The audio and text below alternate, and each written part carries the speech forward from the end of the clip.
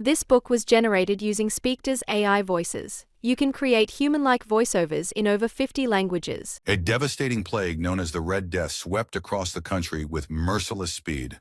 Its arrival marked the beginning of an era of unimaginable horror and despair. The air grew thick with dread as the disease crept through towns and villages like a malevolent shadow. Streets once bustling with life fell eerily silent, save for the occasional thud of a body hitting the ground.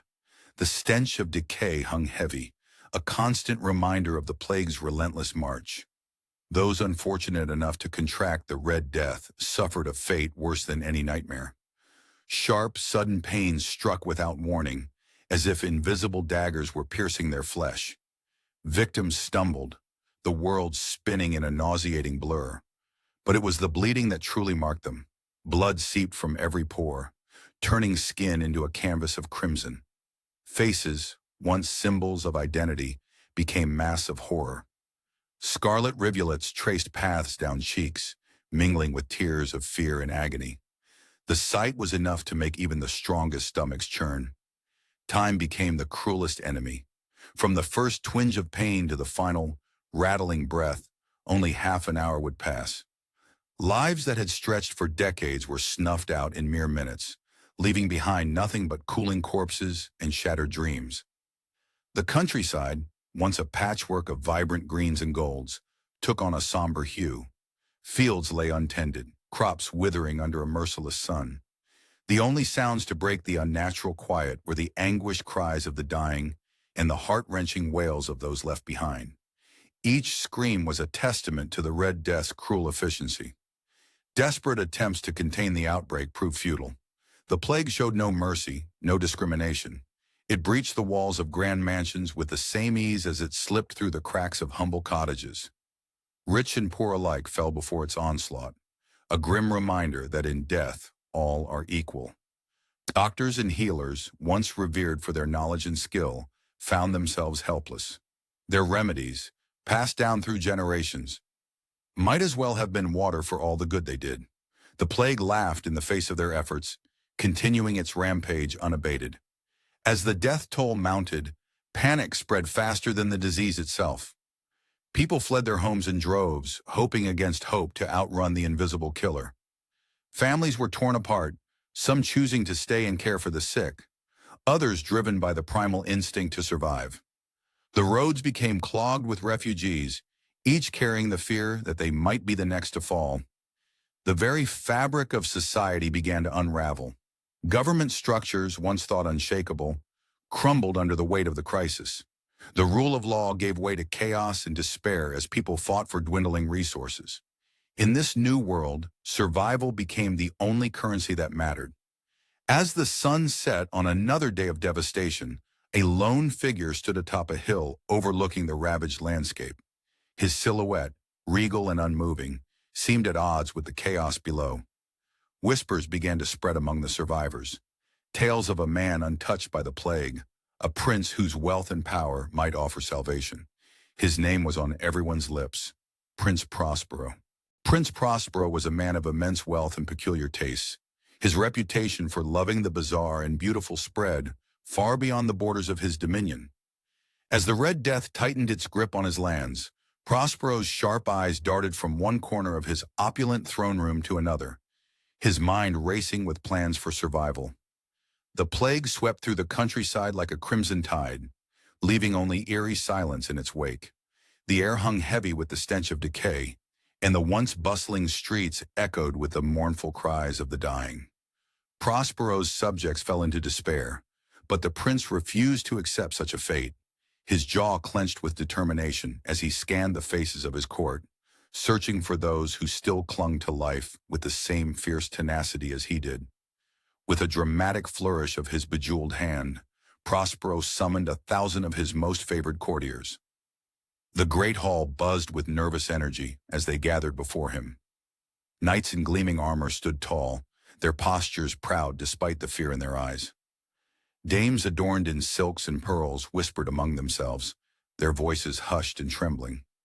Members of the nobility, their cheeks still holding the rosy hue of health, shifted uneasily, awaiting the prince's words. "My friends," Prospero's voice rang out, silencing the murmurs like a sudden gust of wind. "I have a plan to save us all." The crowd leaned in, hanging on his every word as if it were a lifeline thrown to drowning souls. "We shall retreat to one of my remote abbeys, fortified against the world and this cursed plague." As Prospero described his vision of a safe haven, eyes widened and breaths quickened. He painted a vivid picture of luxury and comfort, of grand balls and sumptuous feasts, all safely tucked away from the Red Death's grasp. It was a seductive promise, as intoxicating as the finest wine. Without hesitation, the chosen companions embraced Prospero's scheme. Self-preservation, that most primal of instincts, overrode any lingering guilt about abandoning their less fortunate countrymen. The hall erupted into a flurry of activity as the privileged few rushed to gather their finest possessions. Prospero moved among them like a conductor leading an orchestra of chaos. His keen eyes missed nothing as he oversaw the preparations, ensuring that every comfort and necessity was accounted for. Carts groaned under the weight of provisions, while jesters and musicians were corralled to provide endless entertainment. As the selected group prepared to depart, a hush fell over them. They stood at the threshold of the castle, their sanctuary for so long, now a potential tomb. Beyond the gates, the world they knew was dying. The air itself seemed to carry the whisper of death, a chilling reminder of what awaited those left behind. One by one, they turned to cast a final glance at the land they were leaving behind. Their faces were a canvas of conflicting emotions. Relief at their escape warred with the gnawing guilt of abandonment. Some shed silent tears for those left behind, while others set their jaws in grim determination, eyes fixed on the promise of survival that lay ahead.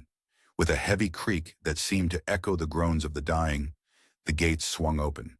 The chosen few stepped forward into their uncertain future, leaving behind a world gripped by the merciless hand of the Red Death. As they journeyed towards their sanctuary, Prince Prospero rode at the head of the procession, his back straight and his gaze fixed ahead. But as night fell and the distant howls of despair reached their ears, a chill ran down his spine. In the growing darkness, he could almost swear he saw a figure in blood-red robes, always just at the edge of his vision.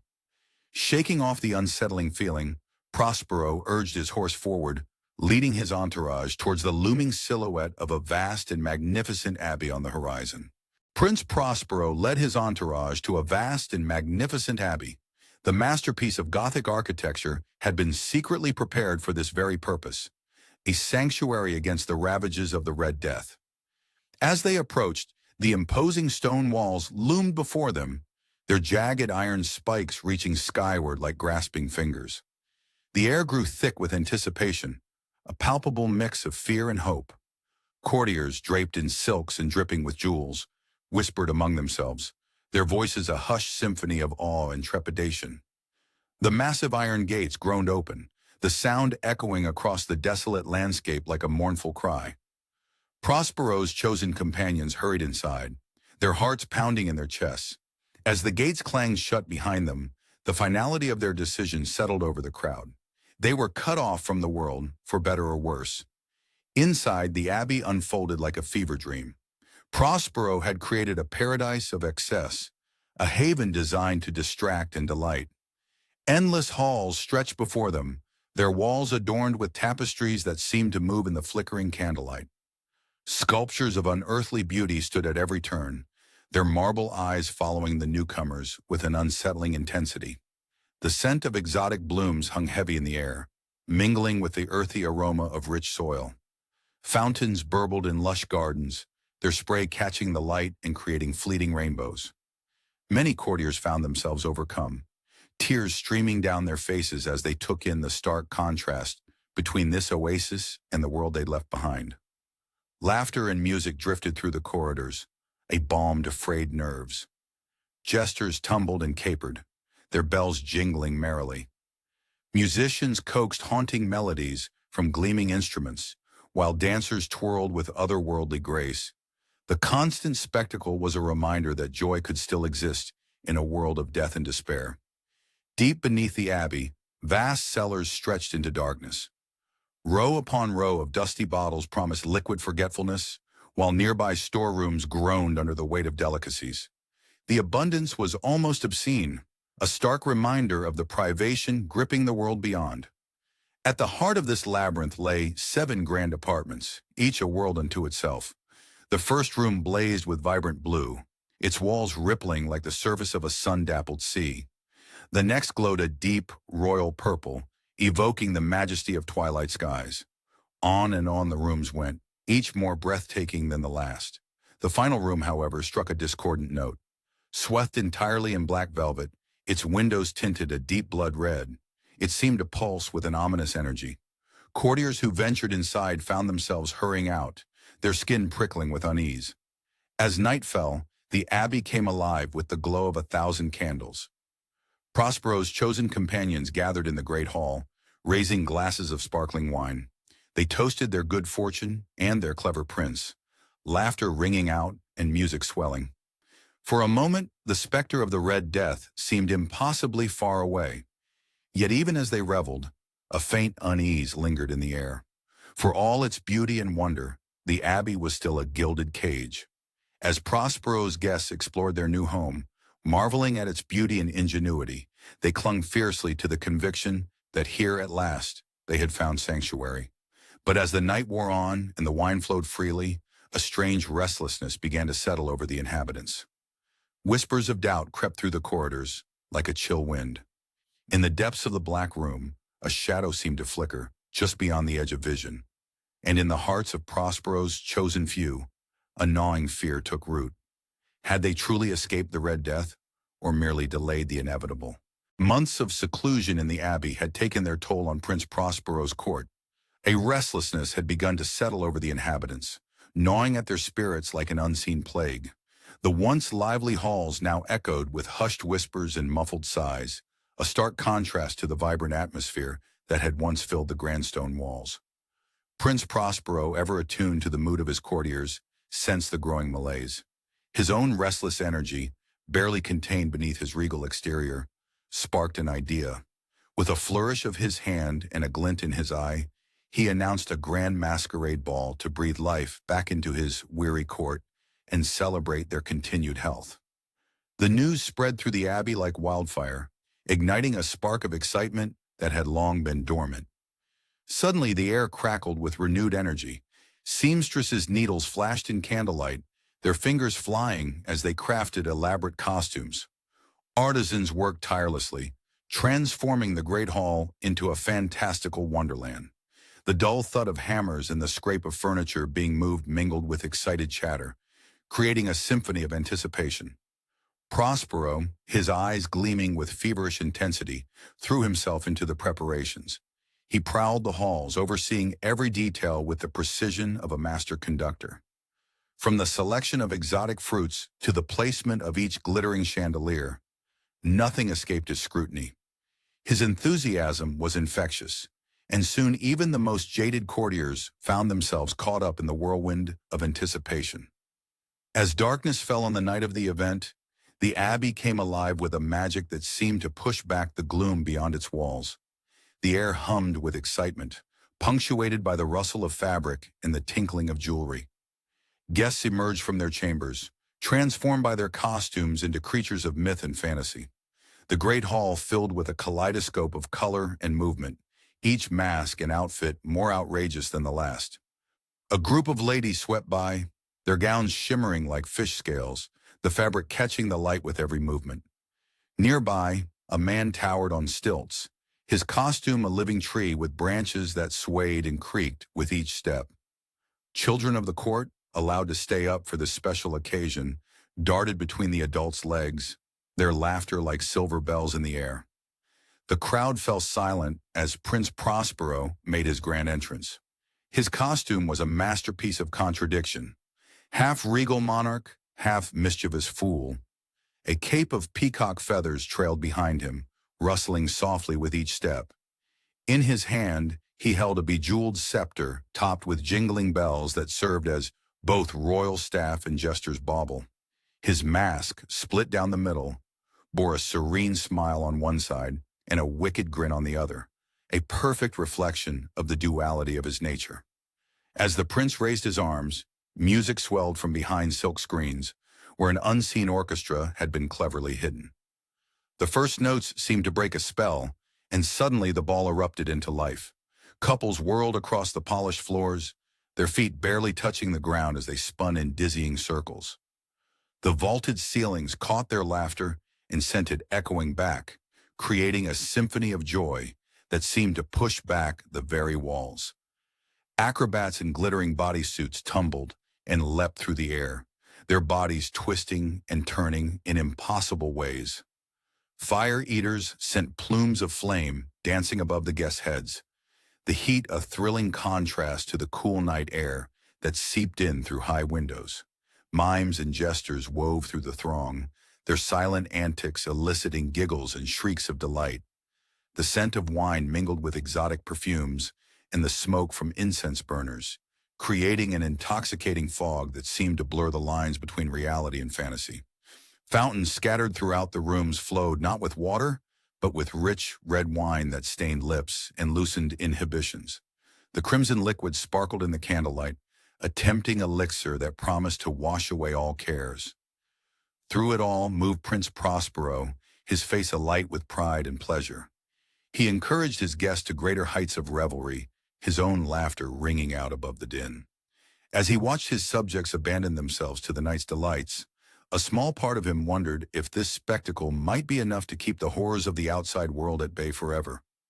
But even as that thought crossed his mind, a chill ran down his spine, a momentary reminder of the red death that lurked beyond the abbey's walls. The prince's smile faltered for a split second, his eyes darting to the heavy oak doors that separated them from the world outside. Shaking off the feeling, Prospero plunged back into the crowd, determined to lose himself in the intoxicating swirl of the masquerade. As the night wore on, the revelry reached a fever pitch. The music grew louder, the laughter more frenzied, and the wine flowed ever more freely. Yet beneath the surface of merriment, a current of unease began to ripple through the crowd. Whispers of strange noises and fleeting shadows at the edge of vision spread from guest to guest. Prince Prospero, caught up in the whirlwind of the celebration, failed to notice the growing tension. With a grand gesture, he beckoned his guests to follow him, leading them towards the 7 specially designed chambers of the abbey. Each room, he promised, would offer new wonders and delights. As the crowd surged forward, eager for more spectacle, no one noticed the tall, silent figure that slipped in through the great oak doors, its presence masked by the chaos of the masquerade. The masquerade ball was in full swing, a whirlwind of color and excitement. It spread throughout the 7 specially designed chambers of the abbey, each room a masterpiece of design and atmosphere. Laughter and music filled the air as revelers moved from one chamber to the next, swept up in a dizzying array of sensations. The rooms were arranged from east to west, each one a world unto itself. In the blue room, guests found themselves enveloped in a cocoon of tranquility. Sapphire-tinted windows cast a soft, ethereal light across azure furnishings. It felt like stepping into a peaceful twilight, where worries melted away like ice in warm sunlight. Next came the purple chamber, pulsing with regal energy. Velvet drapes cascaded from ceiling to floor, their rich hue reminiscent of royal robes. As guests crossed the threshold, they stood a little taller, their laughter becoming more refined. The air crackled with an almost tangible sense of importance. The green room transported merrymakers into an enchanted forest. Emerald hues danced on the walls, and leaf-like patterns adorned every surface. The scent of pine and wildflowers seemed to hang in the air, though no real plants were present. Couples twirled like woodland sprites, their feet barely touching the ground as they moved to the music. Following the path of the sun, the orange apartment blazed with the warmth of a perpetual sunset. The walls glowed like embers, casting a golden light on the flushed faces of the partygoers.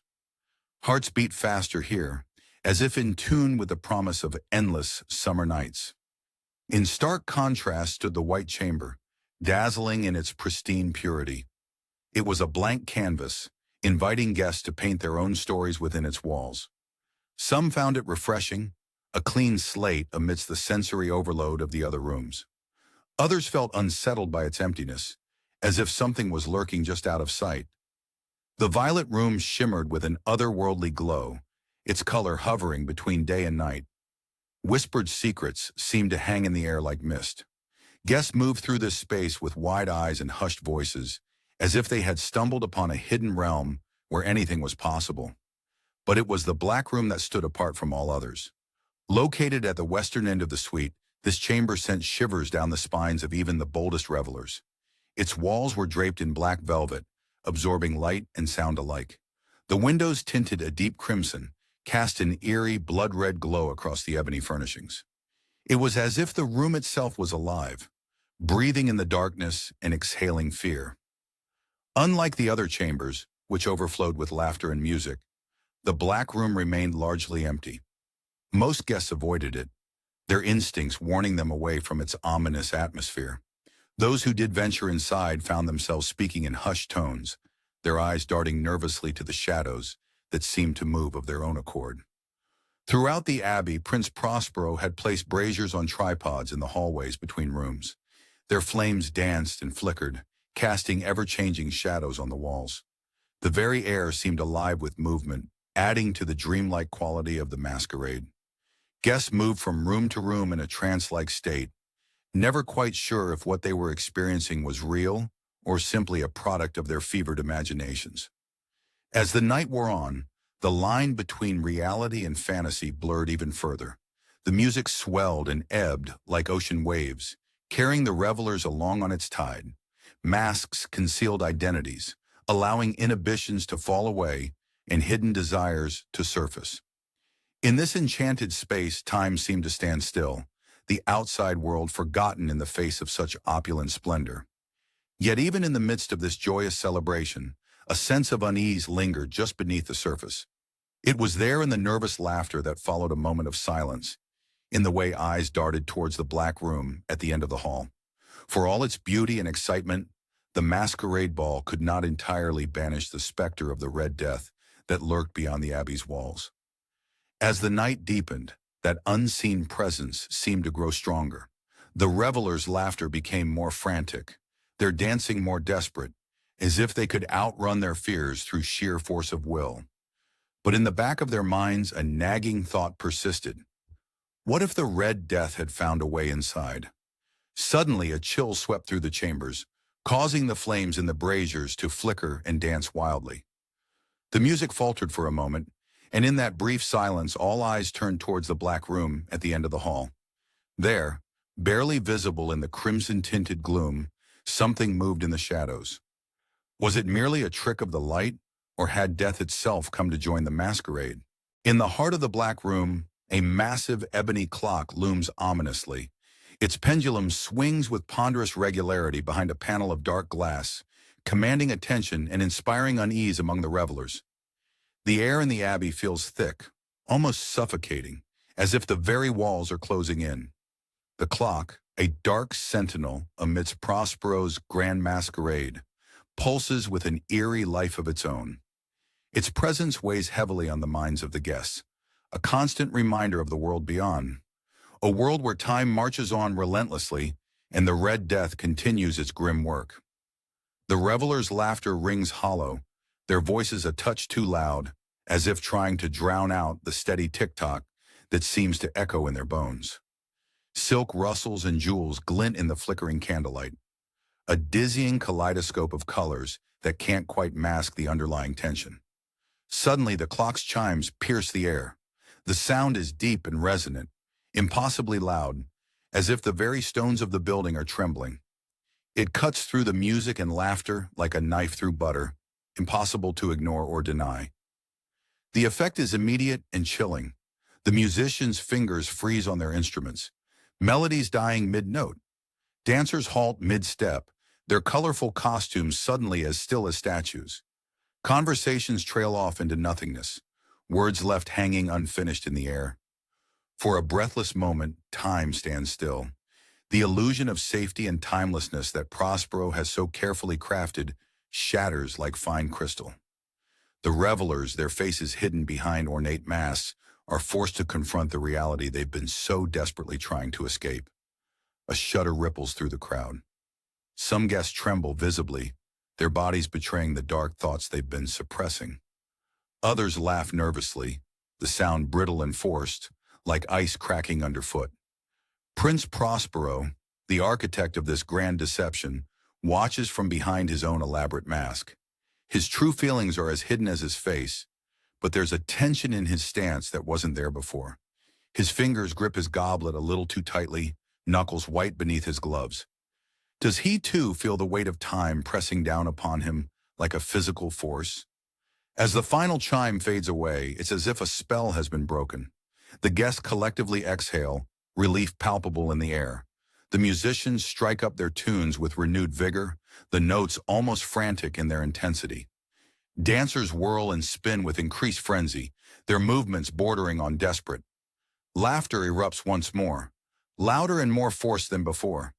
The revelers throw themselves back into the festivities with a kind of manic enthusiasm, as if by doing so, they can keep the specter of mortality at bay for just a little longer. But even as the party resumes its fevered pitch, there's an undercurrent of unease that wasn't there before.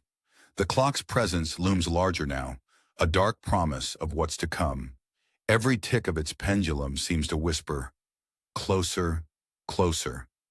In the shadows of the black room, unseen by the revelers, something shifts and stirs. A figure, cloaked in red, watches silently from the darkest corner.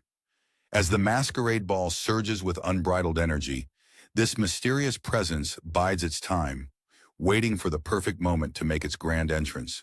The masquerade ball surged with unbridled energy as the night deepened. What had begun as mere excitement now blazed into a feverish intensity, fueled by wine and the illusion of invincibility. In the blue room, laughter ricocheted off the walls like stray bullets. A group of courtiers, their faces flushed and eyes gleaming behind ornate masks, engaged in a game of charades that teetered on the edge of propriety. Silk-clad limbs flailed wildly, pantomiming scenarios that grew increasingly risque with each round. The air crackled with a heady mix of perfume, sweat, and the intoxicating scent of abandon. The purple chamber pulsed with the rhythm of poetry. Words tumbled forth in a cascade of rhyme and nonsense, each verse more outlandish than the last. The crowd swayed like reeds in a storm, their appreciation growing louder with each bizarre stanza. Wine sloshed from goblets, staining lips and clothing alike, as if the very essence of the grape had possessed the revelers. In the green room, a mock hunt unfolded like a fever dream. Guests in elaborate animal costumes darted between potted plants and gilded furniture, their movements a blend of grace and desperation, the air filled with playful growls and exaggerated shouts, the line between reality and fantasy blurring with each passing moment. The scent of crushed leaves and spilled wine mingled, creating an intoxicating aroma of wild abandon. The orange apartment buzzed with the electric tension of chance. Jewels glittered like stars fallen to earth, changing hands over games of fortune. The clink of coins and the whisper of cards created a symphony of greed and hope. Fortunes rose and fell with each turn of a card, each roll of the dice. The air hung heavy with cigar smoke and the acrid tang of desperation. In stark contrast, the white room stood as an island of eerie stillness. Guests posed motionless, their bodies twisted into classical forms, a living gallery of human statuary. The silence in this chamber pressed against the ears, broken only by the occasional rustle of fabric as a statue struggled to maintain their pose. Through it all moved Prince Prospero, his eyes gleaming with a mixture of pride and madness. He was the conductor of this grand symphony of decadence, praising the most outlandish costumes and encouraging ever greater displays of excess. To him, this unbridled revelry was a triumph, a defiant gesture against the specter of death that lurked beyond the abbey's walls. Yet beneath the surface of merriment, currents of unease flowed like dark water. Some guests, their masks unable to hide the fear in their eyes, cast nervous glances at the windows. They half expected to see the Red Death itself peering in, its gaze piercing through their fragile bubble of safety. The weight of the world outside pressed in on them, despite their best efforts to ignore it. Others sought refuge at the bottom of their wine glasses, drinking more heavily with each passing hour. They laughed louder, danced more frenziedly, as if by sheer force of will they could keep reality at bay. The music swelled to a fever pitch, matching the increasingly desperate energy of the revelers. In quiet corners, Away from Prince Prospero's watchful eye, whispered conversations betrayed the doubts that plagued even the most carefree of partygoers. Lips close to ears, voices hushed and urgent, they shared their fears and misgivings. The joy of the masquerade was tinged with a desperation that grew more palpable with each passing hour. As the night wore on, the contrast between the wild abandon of the masquerade and the creeping dread deepened. The revelers danced on the edge of a knife, their laughter a thin veil over the abyss of fear that yawned beneath their feet. Suddenly a hush fell over the crowd. The grand clock began to toll, its deep, resonant chimes cutting through the cacophony of the party. One by one, the revelers turned toward the sound, their faces a mixture of anticipation and dread. As the final stroke faded away, an eerie silence descended upon the opulent chambers, broken only by the collective intake of breath as the masqueraders waited to see what midnight would bring. The grand clock strikes midnight, its chimes echoing through the opulent chambers. As the last resonant tone fades away, an eerie silence descends upon the revelers.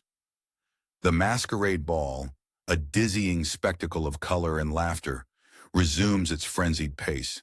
Silk gowns rustle like whispers, jewels catch the light of 1,000 candles, and masks of every hue hide the flushed faces of the merrymakers. The air is thick with the scent of perfume, wine, and excitement. But as the night wears on, a chill creeps into the warm air. Whispers like tendrils of fog begin to wind their way through the crowd. Something is amiss, a discordant note in the symphony of celebration. A figure materializes among the dancers, tall and gaunt, moving with an unnatural grace that sets it apart from the whirling revelers. Its presence is like a shadow cast by no discernible source, a dark smudge on the vibrant canvas of the ball. The stranger's costume, if it can be called such, is a grotesque parody of burial attire. Funeral shrouds drape over its skeletal frame, the fabric seeming to absorb rather than reflect the light. With each fluid movement, the folds of the garment whisper secrets of the grave. But it's the mask that truly chills the blood of those who dare to look upon it. Crafted to resemble the rigid countenance of a corpse, it stares with hollow eyes that seem to peer into the souls of the living.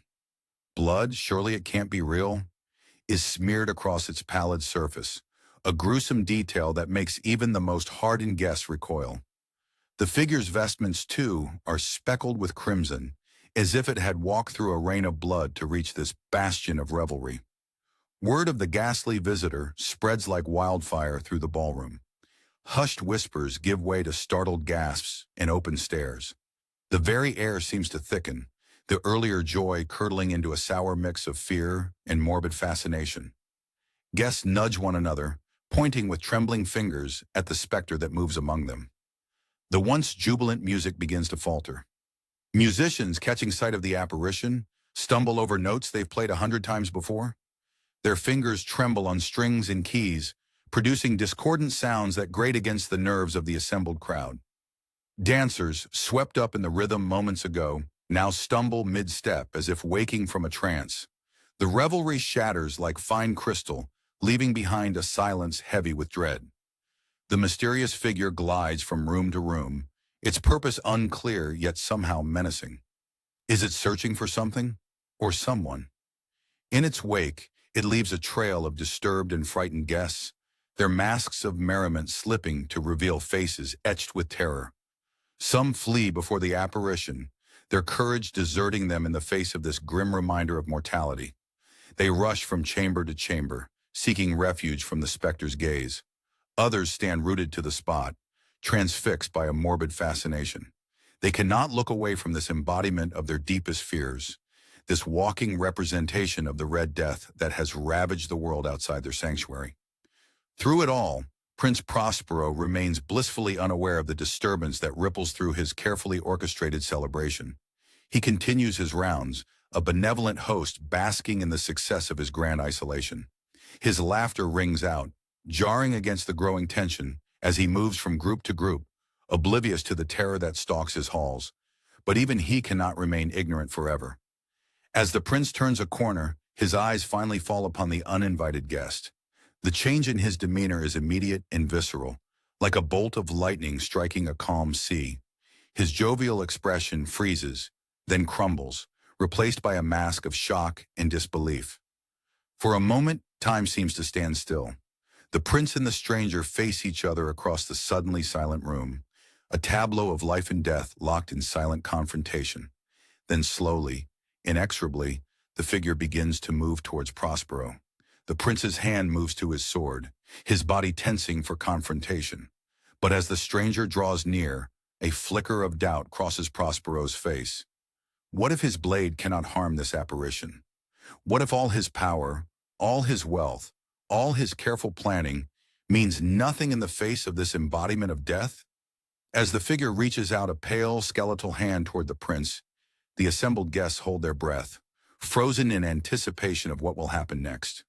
The fate of their sanctuary, and perhaps of all of them, hangs in the balance as Prince Prospero prepares to confront the uninvited guest who has brought the specter of the Red Death into their midst. Prince Prospero's face flushed with anger beneath his ornate mask. His eyes blazed with fury as he demanded to know the identity of the stranger who dared to mock the Red Death in his sanctuary. The grand ballroom fell silent, a hush descending like a heavy velvet curtain. The revelers, once boisterous and carefree, now stood frozen in place, their own masks hiding expressions of shock and fear. The air grew thick with tension, the scent of perfume and wine mingling with the acrid tang of sudden dread. When no one stepped forward to claim responsibility, Prospero's hand moved to his hip, fingers wrapping around the jeweled hilt of his dagger. The weapon glinted in the flickering candlelight, a deadly promise that sent shivers through the crowd. With a roar that echoed off the vaulted ceilings, shattering the eerie silence, the prince yanked the blade free and lunged forward. The mysterious figure, cloaked in the grotesque costume of the Red Death itself, seemed to glide away, always just beyond Prospero's reach. Its movements were unnaturally fluid, like smoke drifting on a breeze. The chase began in earnest, a frenzied dance through the Abbey's Technicolor chambers. From the sapphire-hued blue room they raced, the stranger's footsteps unnaturally light, barely disturbing the plush carpets. Prospero's pursuit was relentless, his breath coming in ragged gasps that burned in his chest. The sound of his pounding heart seemed to echo off the walls as they entered the royal purple chamber. The air grew thicker still, the scent of fear mingling with the perfumes of the wealthy, creating a suffocating miasma.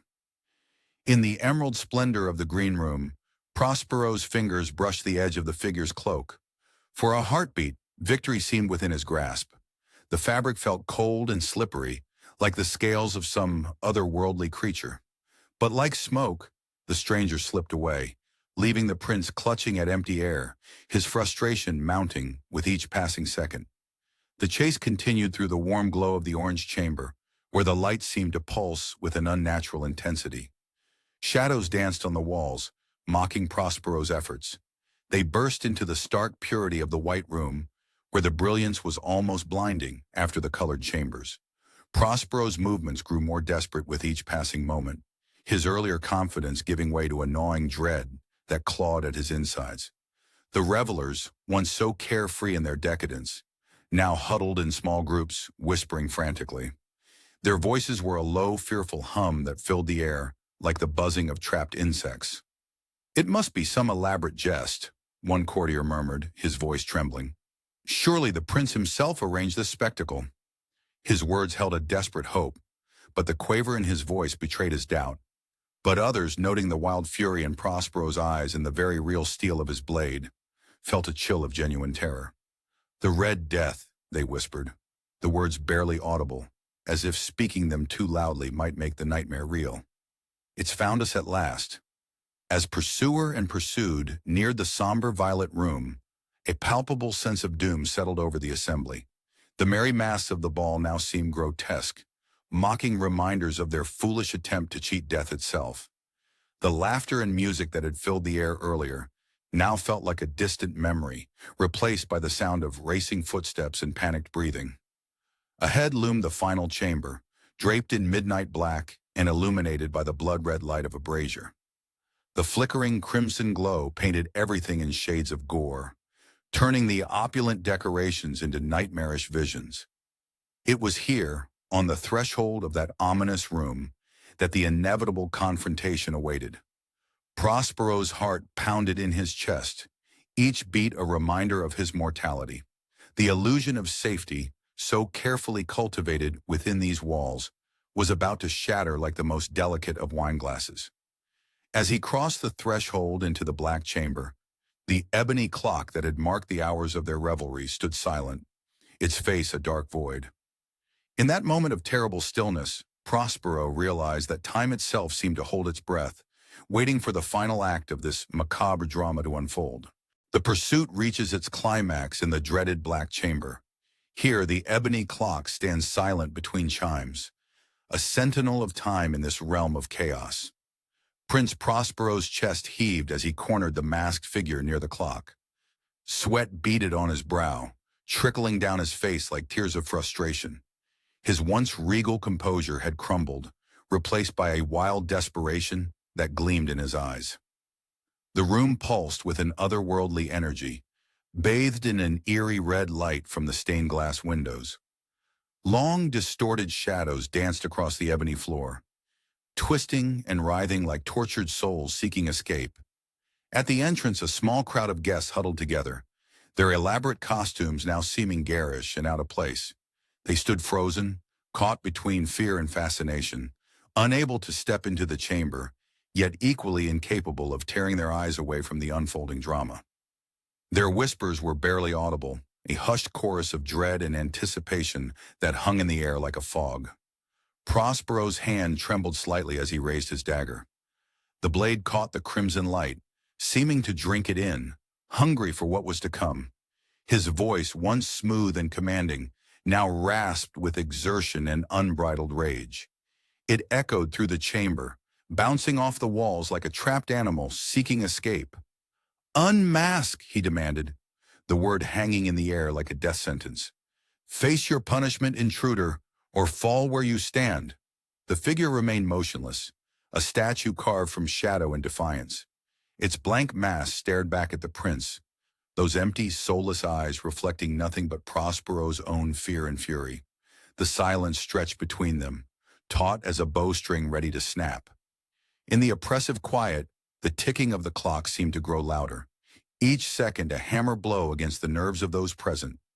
Prospero's companions watched in horrified fascination, their own masks hiding a kaleidoscope of emotions: fear, uncertainty, and a growing sense of inevitable doom.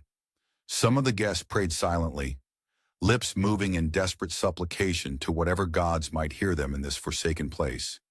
Others clutched at hidden talismans beneath their costumes, seeking comfort in ancient beliefs and charms.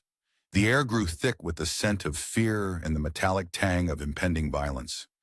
Prospero's patience, already stretched to its limit, finally shattered. With a snarl of frustration, he took a step forward, his dagger poised to strike. The world seemed to hold its breath, time itself pausing in this moment, suspended between action and consequence. In this heartbeat of silence, the fate of all present hung in the balance.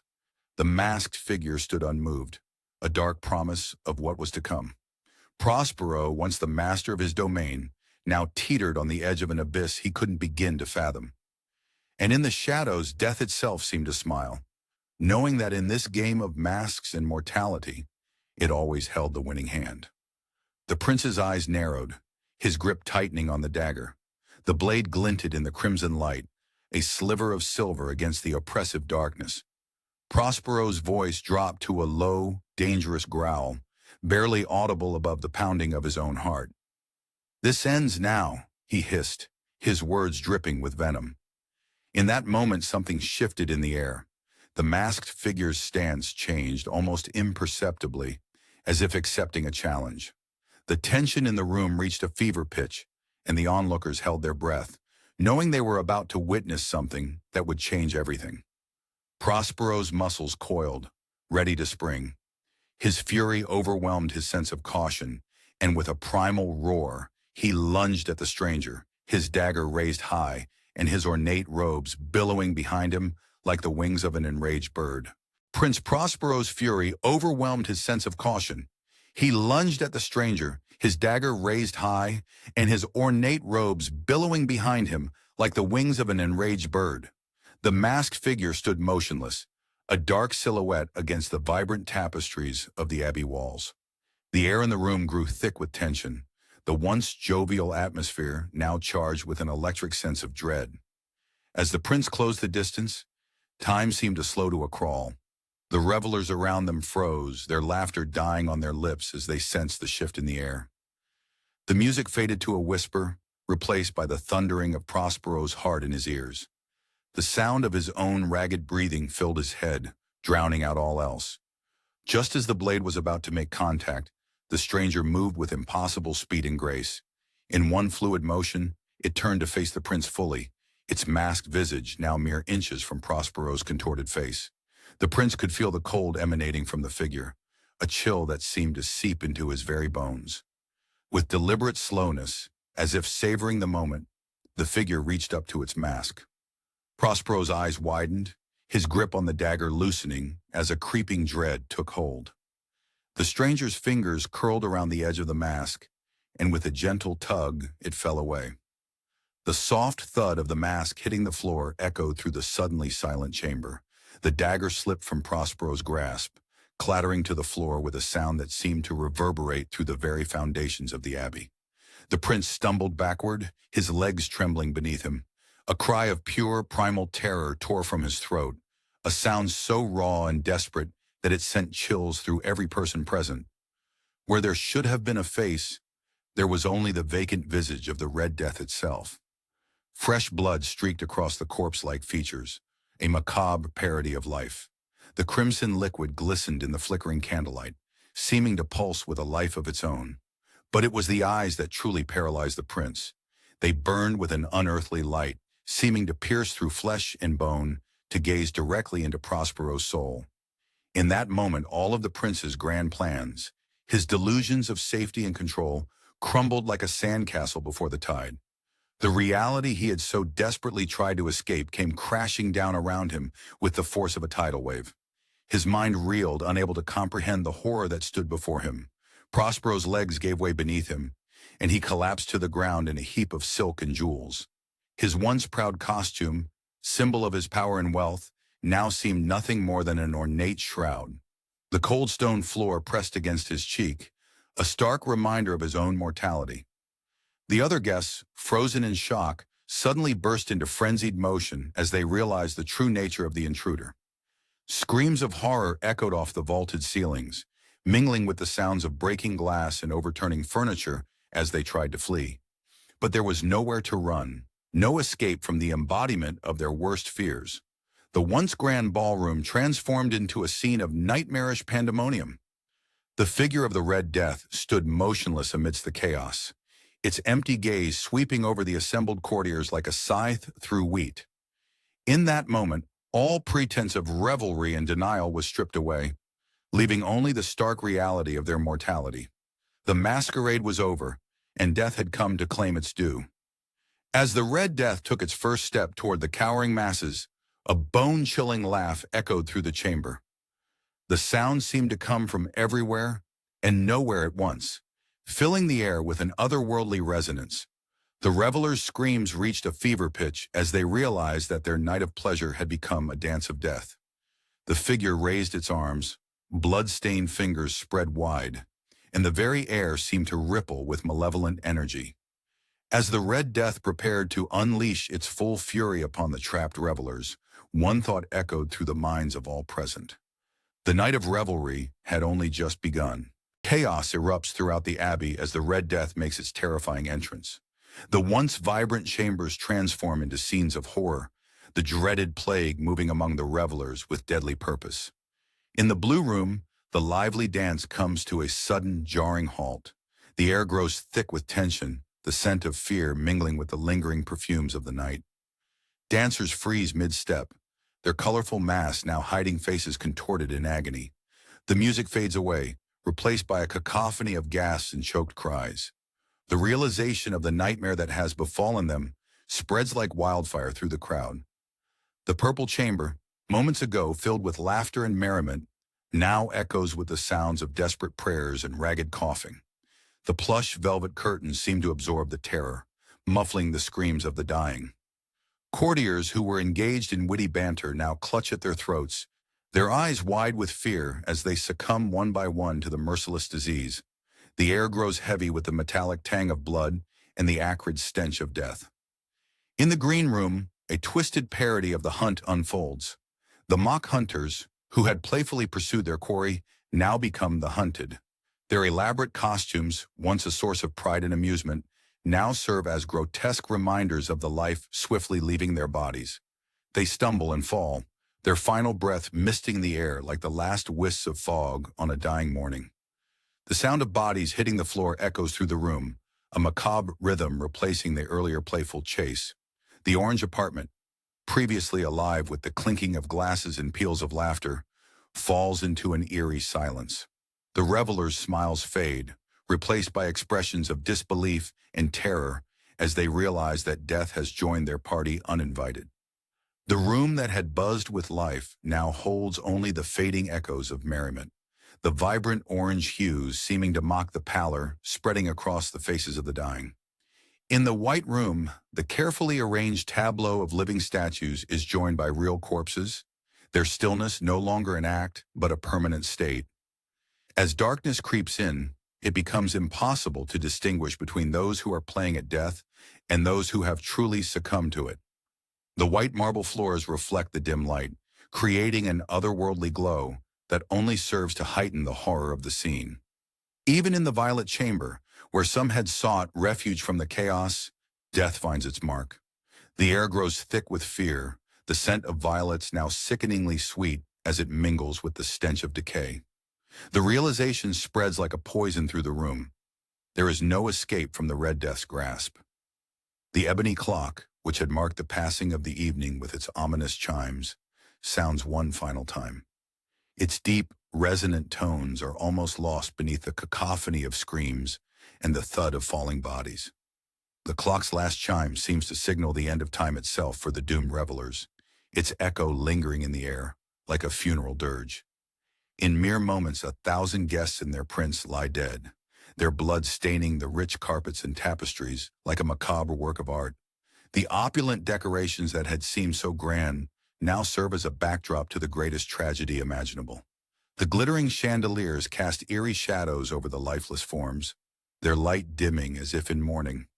The Red Death, having claimed its final victims, stands triumphant in the deserted halls.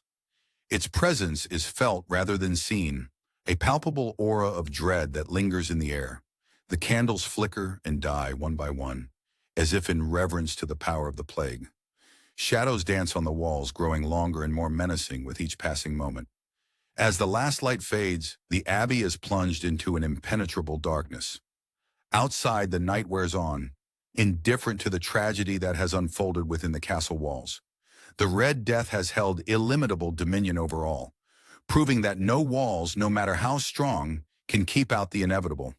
The silence that follows is deafening, broken only by the whisper of the wind through the empty halls, carrying with it the last breaths of 1,000 souls. This book was generated using Speakter's AI voices. You can create human-like voiceovers in over 50 languages.